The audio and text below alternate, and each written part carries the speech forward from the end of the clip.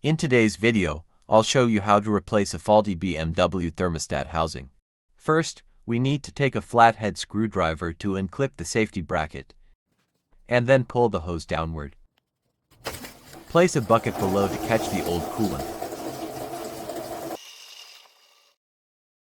Use a 10mm spanner to unscrew the 4 bolts. Watch out, as a small amount of coolant will start to flow again.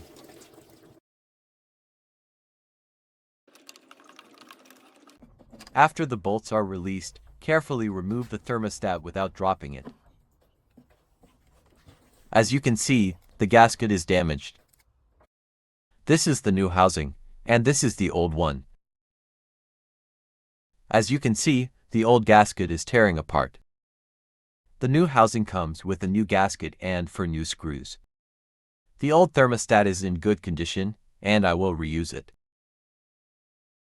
Before installing the new housing, we need to clean up this mess. As a tip, you can use fine sandpaper. This is how it should look before installing the new part. Carefully insert the thermostat back into position. I found it easier to hold it in place without pushing the thermostat, then tighten all 4 bolts just a little bit.